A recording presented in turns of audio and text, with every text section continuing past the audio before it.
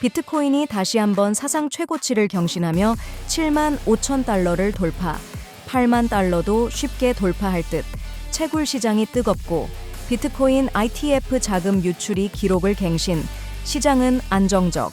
미국 대선은 5왕의 전쟁으로 100세의 카터까지 참여. It's time for a new generation of leadership in America. 왜 모든 암호자산이 증권인가? 바이낸스와 미국의 계산은 아직 끝나지 않았다. When that first happened, the first month was a bit difficult. AI가 아니라 AI 칩을 연구, 엔비디아야말로 진정한 테크 업계의 왕자이다.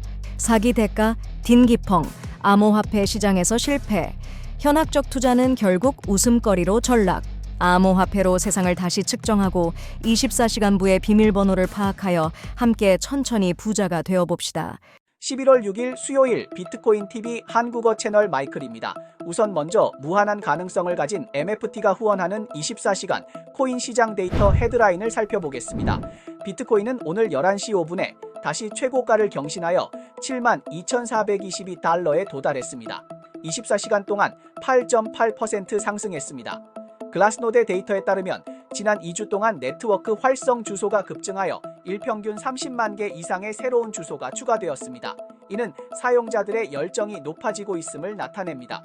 10월 거래량도 약 70만 건에 도달했으며 대선으로 인한 약간의 변동으로 60만 건으로 줄어들었지만 연초에 35만 건에 거의 2배에 달합니다.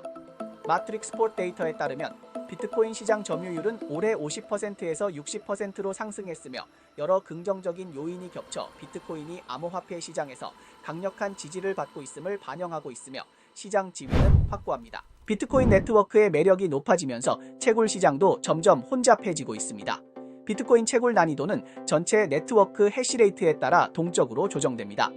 채굴 시장의 열기가 높아짐에 따라 비트코인 해시레이트는 지난주 755 이터페어 퍼 시초에 사상 최고치를 기록했으며 채굴 난이도도 11.65조의 새로운 기록을 세웠습니다. 올해 들어 채굴 난이도는 23번 조정되었으며 그중 약 60%가 상향 조정되었습니다. 높은 난이도는 중소 채굴 기업에 큰 자금 압박을 주고 있습니다. 현재 채굴자는 하루 평균 450개의 비트코인을 채굴하고 있으며 모두 판매할 경우 시장에 315만 달러의 압박을 가하게 됩니다. 이 상황에서 소규모 채굴자의 생존 압력은 커지고 있으며 경영상의 도전이 특히 엄격할 것으로 예상됩니다. 미국 동부시간 11월 4일 비트코인 현물 ETF의 순유출은 5.41억 달러에 달해 역사상 두 번째로 높은 수준을 기록했습니다. 최고 기록은 5월 2일에 5.63억 달러였습니다. 그중 그레이스케일의 GBTC는 하루에 6,366.4만 달러가 유출되었고 비트코인 미니 트러스트 ETF는 8,948.85만 달러가 유출되었습니다.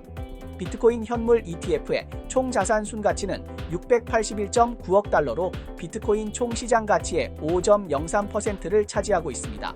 누적 순유이백은 236.14억 달러에 달합니다. 이러한 데이터는 대선이 다가옴에 따라 정치 경제의 불확실성이 높아지는 가운데 투자자들이 더 안정적인 투자 포트폴리오를 선호하여 포지션을 조정하거나 이익을 실현하고 있음을 나타냅니다. 순유출이 단기적인 압박을 가져오지만 ETF의 순자산 비율과 누적 순유입은 여전히 성장하고 있어 비트코인 현물 ETF에 대한 투자자들의 장기적인 신뢰는 여전히 강력함을 보여줍니다. 좋아요와 팔로우 부탁드립니다. 24시간 내 암호화폐, 블록체인, 마이닝 업계의 최신 동향을 정리해드립니다. 미국 대통령 선거가 마지막 스퍼트 단계에 접어들었고 카말라 해리스는 백악관 앞 잔디밭에서 자신의 대선 캠페인 중 가장 큰 집회를 열었습니다. 7만 5천 명 이상이 모였지만 현재 백악관의 주인인 조 바이든 대통령은 집회에 얼굴을 비추지 않고 밤새 백악관 안에만 있었고 외부 민주당 지지자들과 만나는 일도 없었습니다. 기자가 바이든에게 왜 집회에 나타나지 않았냐고 묻자 바이든은 해리스의 주목을 빼앗고 싶지 않다고 답했습니다. It's time for a new generation of leadership in America. 현직 대통령 바이든은 이미 인기가 시들해지고 있고 해리스 측은 바이든과 거리를 두려고 하며 트럼프 측은 해리스를 바이든과 연관시키려고 합니다. She is Biden. Joe Biden became mentally impaired. Kamala was born that way. 바이든이 혼자 투표하러 갔을 때도 관중에게 도발을 받았습니다.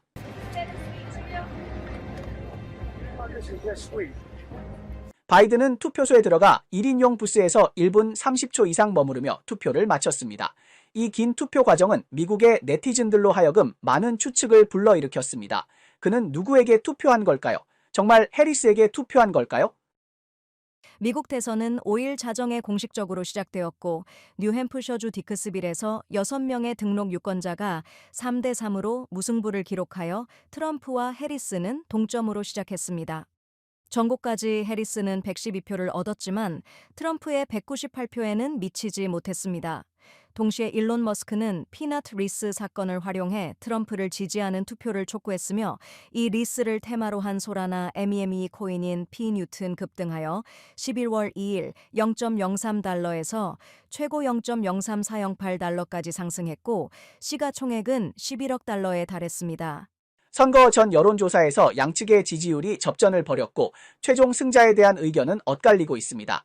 유명 인플루언서인 카바 무데는 어제 트럼프의 이름이 새겨진 수박을 먹으며 트럼프의 승리를 예측한 듯 보였고 이는 선거에 약간의 오락적인 요소를 더했습니다. 이번 미국 대선은 계속해서 예기치 않은 상황들이 발생하고 있으며 원래의 두 후보 중 한 명은 후보에서 제외되었지만 완전히 떠난 것은 아니며 다른 한 명은 3번의 암살 시도에 가까스로 살아남았습니다. 또한 오바마, 클린턴, 카터 3명의 전직 대통령들이 자주 등장하면서 이 선거는 양강 대결에서 5왕의 전투로 변모하고 있습니다. So look, if Jimmy Carter can vote early, you can too. 민주당에서는 100세가 된 카터 전 대통령까지 활용되고 있으며 공화당 측은 선거 자금을 사는 경계에서 계속해서 실험을 반복하고 있습니다. 우리는 바이든만이 아니라 트럼프도 선거에 대한 의구심을 가지고 있음을 알게 되었습니다. 2023년 6월 미국 증권거래위원회 SEC는 바이낸스 모회사인 바이낸스 홀딩스, 자오창펑 및 바이낸스 미국을 고소하며 13가지 죄명으로 기소했습니다. 여기에는 미등록 거래소, 미국 투자자에게 불법적으로 증권을 제공, 고객 자금의 부적절한 처리 등이 포함됩니다. 변호인의 변호와 거액의 벌금으로 자오창펑의 형량은 4개월로 줄어들었습니다. 그러나 SEC는 최근 소송을 수정해 바이낸스가 연방증권법을 위반했다고 다시 주장했습니다. 바이낸스는 투자 계획과 시장 정보를 발표하여 플랫폼 자산을 추진하고 플랫폼 코인인 BNBN을 증권으로 간주해 투자자들이 상승할 것으로 예상하게 만들었다고 SEC는 말하고 있습니다. SEC는 정말로 만족할 줄 모르는 사자입니다. 자오창펑이 막 출소했는데 바로 다시 겨냥한 것이죠. When that first happened, the first month was a bit difficult. You know, it was emotional. It was difficult to detach. It's a company that I put my heart and soul in, and for 7 years, etc. But I always thought, you know, the CEO should not be on the post for more than 10 years because, you know, the world changes, right? 바이낸스 창립자 자오창펑이 출소한 후 바이낸스와 자오창펑은 방역을 시작했으며 그의 변호인단은 11월 4일 SEC의 수정 후 소송에서 제기된 혐의들을 기각해달라고 법원에 요청했습니다. 변호인단은 SEC가 암호 자산에 대한 규제 기준에 명확성이 결여되어 있다고 비판하며 SEC가 어떤 암호 자산 거래가 투자 계약을 구성하는지 명확히 정의하지 못했다고 주장했습니다. 변호인들은 수정된 소장이 법원이 암호 자산 자체는 증권이 아니라는 초기 판결을 표면적으로만 존중했으며 해당 판결의 논리적 결론을 받아들이지 않았다고 말했습니다. 즉, 자산이 개발자에게서 최초로 분배된 후 오랜 시간이 지나서 이루어지는 2차 시장에서의 재판매 거래는 증권 거래가 아니라고 결론지었습니다. 여러분은 아마 이렇게 묻고 싶을 것입니다. 4개월의 감옥 생활로 이 갈등이 해결된 것인가? 사실 CE의 바이낸스와 자오창펑에 대한 소송은 이전에 미국 법무부가 제기한 형사 고발과는 관련이 없습니다. 2023년 바이낸스는 법무부와 합의를 맺고 유죄를 인정하고 4,300억 달러의 벌금을 지급했으며 자오창펑은 4개월의 형을 선고받았습니다. 그러나 EX의 소송은 계속 진행 중입니다. 이처럼 거대한 자산을 관리하는 사람이 어떻게 쉽게 벗어날 수 있을까요? 출소하자마자 새로운 소송이 바로 뒤따랐습니다. 이 전 아시아 최고 부자는 규제의 손에서 완전히 벗어나기 쉽지 않을 것입니다.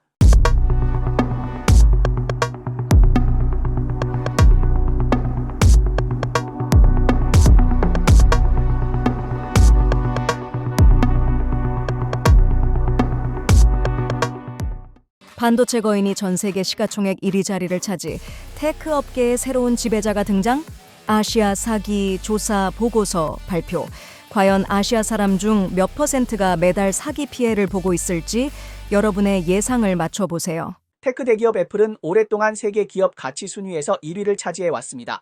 2024년 3분기 9월 28일 기준 애플의 분기 매출은 949.3억 달러로 전년 동기 대비 6.00% 증가했습니다. 그러나 순이익은 147억 달러로 전년 대비 36.099% 감소했습니다. 애플의 주당 희석이익은 0.97달러로 지난해 같은 기간의 1.46달러에서 33.56% 감소했습니다.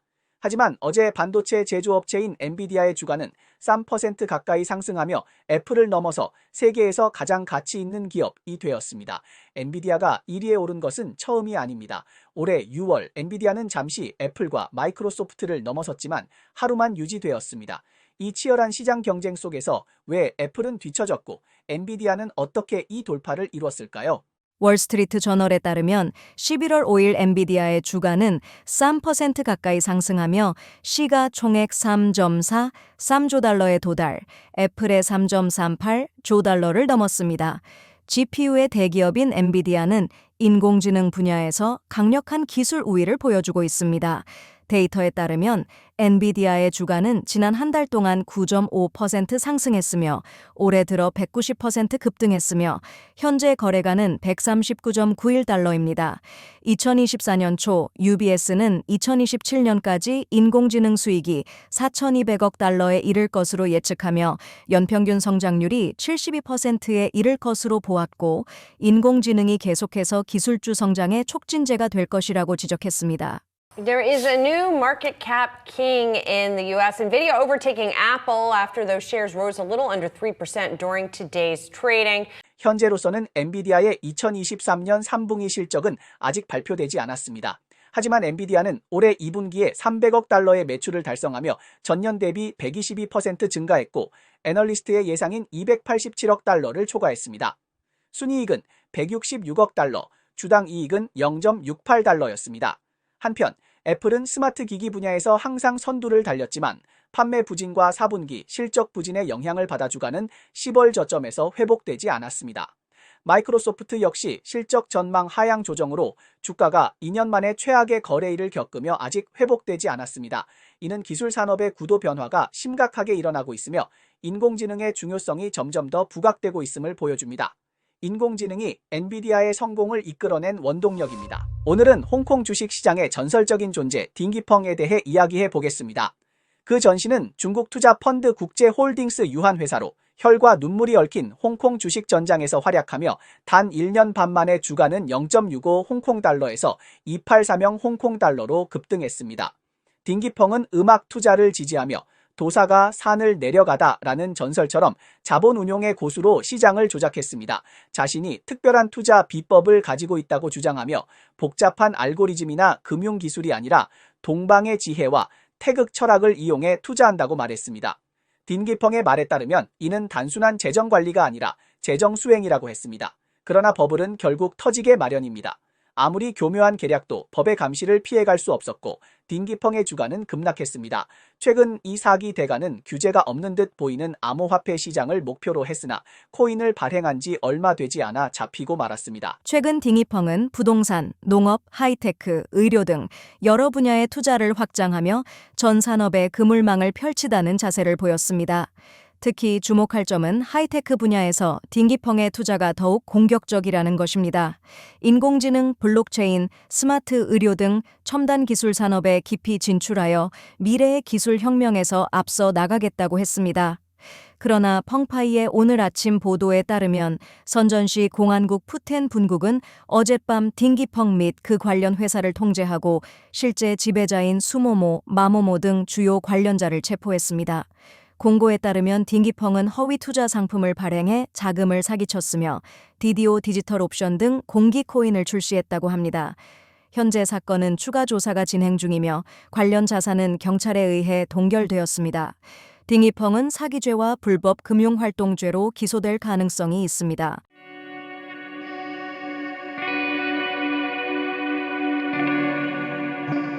암호화폐 시장은 자유롭지만 당신들 같은 맹수들이 마음대로 뛰어다닐 곳이 아닙니다. 고도의 분산화는 기술만이 아닌 사람들의 마음 속에 있는 도덕이 필요합니다. 다행히도 법의 그물망은 넓고 빈틈없이 잡혔습니다. 딘기펑은 결국 붙잡혔습니다. 최근 세계 방사기 연맹은 아시아 사기 조사 보고서를 발표했으며 아시아에서 약 절반의 사람들이 매달 사기를 당하고 있다고 밝혔습니다. 홍콩과 태국에서는 그 비율이 90%에 달합니다. 아시아 각국은 이를 적극적으로 대응하고 있으며 14개국이 반사기 국제협력협약에 서명했습니다. 이는 무엇을 의미할까요? 아시아 전체에서 암호 범죄자들을 단속하는 거대한 그물이 펼쳐졌다는 의미입니다. 이렇게 계속된다면 암호화폐의 미래는 점점 더 좋아질 것이라고 믿습니다. 공식 발표에 따르면 코인베이스는 싱가포르 경제개발청과 협력하여 새로운 엔지니어링 센터인 엔지니어링 하브를 개설하고 현지 개발자 생태계의 육성을 목표로 하고 있습니다. 매직 에덴은 NFT 거래에서 토큰 거래로 확장할 계획을 발표했습니다. 비트코인, 솔라나 등 체인상 자산이 매직 에덴에서 거래될 수 있습니다. 블룸버그에 따르면 미국 의회 지배권을 위한 싸움에 100억 달러 이상의 비용이 소요되었으며 두 주요 정당은 세금, 지출 및 차기 대통령의 의제 실행을 위한 큰 영향력을 차지하려고 싸우고 있습니다. 데이터에 따르면 비트코인이 역사적인 최고치를 돌파하면 주요 CEX에서 누적 공매도 청산 강도가 2.15억 달러에 이를 것으로 예상됩니다.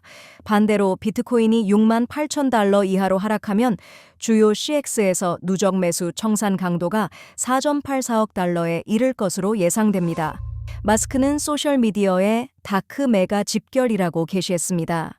GMGN의 모니터링에 따르면 솔라나 체인에서 미미 코인 DM메가가 5분 만에 100% 이상 상승하며 시가총액은 1,800만 달러를 돌파했습니다. 네네, 이상이 오늘 방송의 주요 내용입니다. 저희 채널은 주로 암호화폐, 블록체인, 채굴업계에 가치 있는 뉴스를 보도하고 있습니다. 뉴스 외에도 심도 있는 특집 보도를 제공하고 있습니다. 채널이 유익하다고 생각되시면 공유와 팔로우 해주세요. 또한 회원이 되어 함께 성공해 자산을 늘려봅시다. 그럼 내일 또 만나요.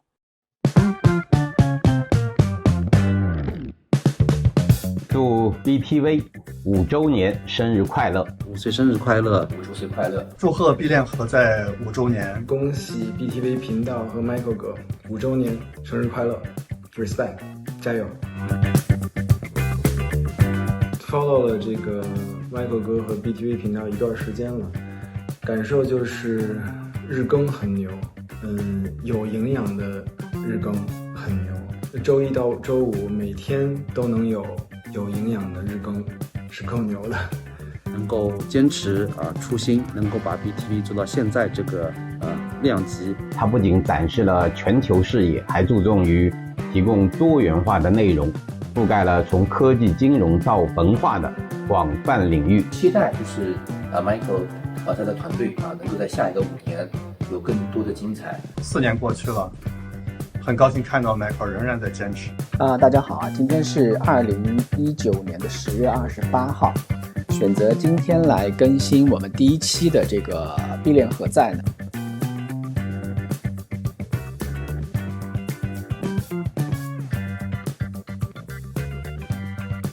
？9月26号星期四，这里是 BTV 中文频道币链何在，我是 Michael。马上就是比特币白皮书发布16周年，也刚好是 Bitcoin TV 5周年。